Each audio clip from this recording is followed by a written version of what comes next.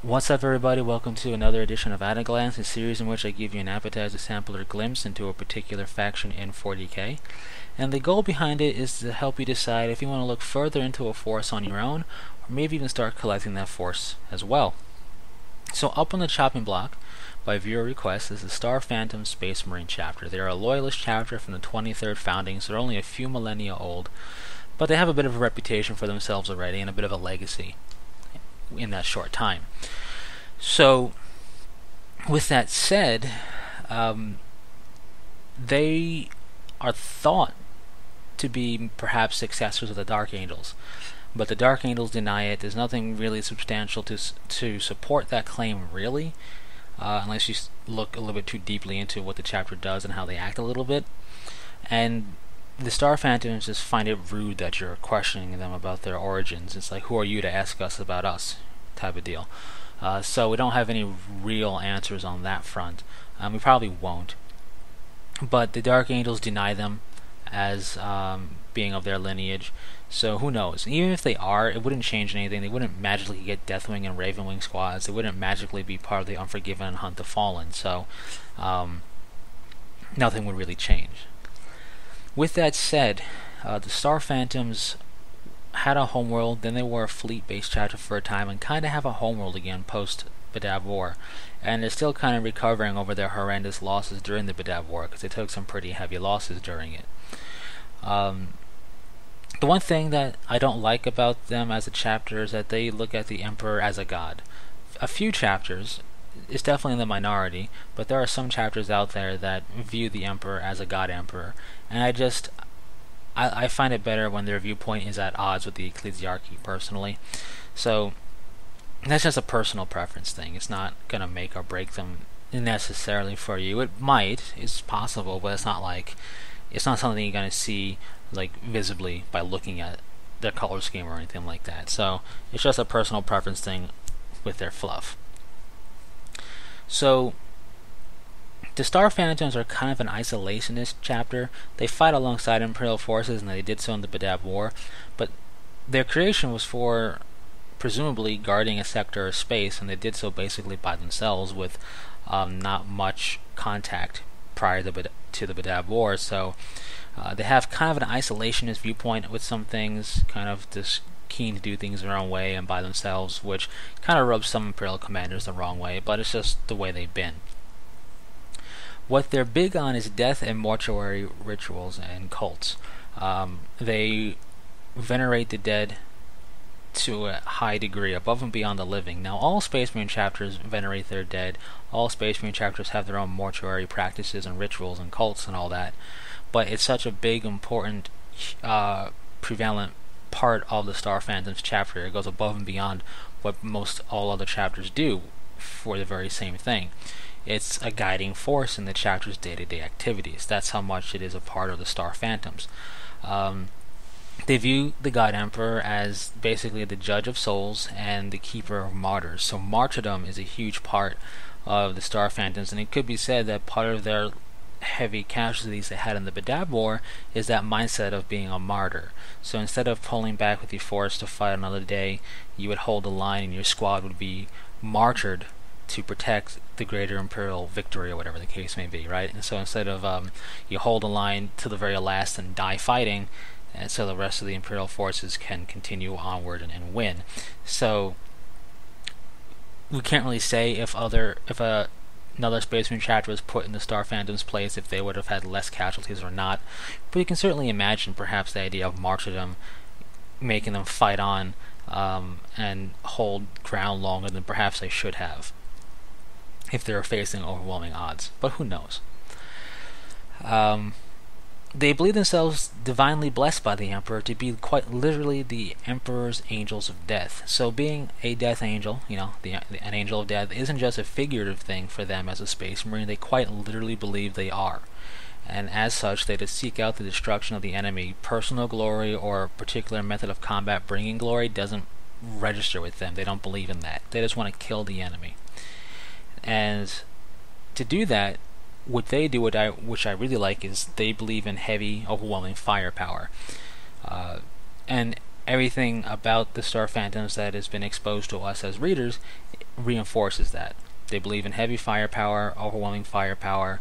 They believe in, not believe in, but they're specialized in orbital assaults, bringing that heavy firepower. And they believe in heavy firepower, especially in the infantry level, because they can drop down with drop pods a lot quicker.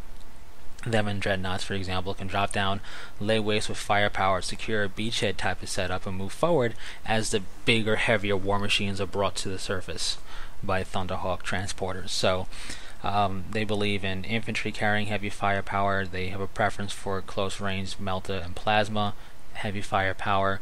They also have a preference for Combi Melta, specifically for their veteran sergeants and officers. It's kind of a symbol of rank, as well as being a useful tool for the Star Phantoms. And we're also further reinforced of their firepower nature by Captain Androcles, who was 9th Company Captain, and that is the Devastator Reserve Company, which is all about firepower. So that further reinforces it as kind of the officer in charge of that war zone for the Star Phantoms forces, specifically leading the Star Phantom forces was a Devastator Company captain. So this further helps reinforce the firepower. Plus, when we look at Forge World's special rules for Androcles and Forge World's special chapter tactics for the Star Phantoms, is all about firepower. So I like that personally. It rings very true with my playstyle. But if it doesn't for you, if you're more of an assaulter, they only assault when absolutely necessary and when tactically beneficial to do so. Doesn't mean you couldn't build a force kind of that way. It just quite wouldn't feel like a Star Phantom force should, I guess. So, big into martyrdom, the death rituals and all that are a big part of the chapter, and it's basically, the basis of their fluff. And one thing about their firepower, they have a reputation, it's a bit of a dark reputation, you could say, is they don't care about collateral damage. They're kind of indiscriminate with their firepower. They bring it to bear. They'll knock down, buildings. They'll level city blocks, whatever the case is. They'll just saturate the target area with firepower, carpet bomb, the whole 9 yards. Doesn't matter to them if there are any casualties as a result of collateral damage. As long as the enemy is destroyed, that's all they care about. And they don't let personal glory or a style of combat that is viewed more glorious than another get in their way. They don't care about that stuff, because they venerate their dead more than their living. So you want to have a legacy you leave behind when you die, but it's not really cared about while you're living. So you're not going to go too glory crazy. At least I wouldn't think so, but you never know. So with that said, that's kind of their fluff a bit. Color scheme wise, they're pretty straightforward. They are white armored with black accent coloring for squad marking and other markings on their armors done in black. They use bone, or more so of a gold, but you could go bone if you wanted to, chest emblem. Gold's a good standby because bone can be a bit difficult or for some people, but so gold or bone, I would say, would be their chest emblem color. And then from there, any type of cloth they use for anything would be a black cloth. The squad markings are in black, so you just got to paint over a transfer sheet squad marking, so you could put the white transfer down on a white shoulder pad. It might be a bit hard to see, but you put that down and then you put the black paint right over the transfer, and then you have your black marking, no problem. Their symbol is a stylized black hourglass with skulls in it, as you've seen, and that could be tough to freehand, but if you do a little bit of digging, you can find by digging a decal sheet you can download and print. And with that little bit of digging, you just solve the problem of their chapter symbol, because that decal can be printed on clear decal paper specifically, because the white will be the white you painted on the shoulder pad, and then it'll just print the black markings. So you can cut and put that decal on their shoulder pad, and what have you done? Their symbol, no problem. So you can get their symbol covered relatively easy with a little bit of digging and a little bit of work on your part. So that's their color scheme and symbol and all that, and I like it. It reminds me of Star Wars Stormtroopers just because of the white and black. But I think it looks sharp. I think it's kind of fitting for their fluff and everything. I mean, if you just read their fluff, you would probably inherently think black armor or something. And while that is used on their vehicles and on their dreadnoughts, for example, you still could probably do them in white, no problem.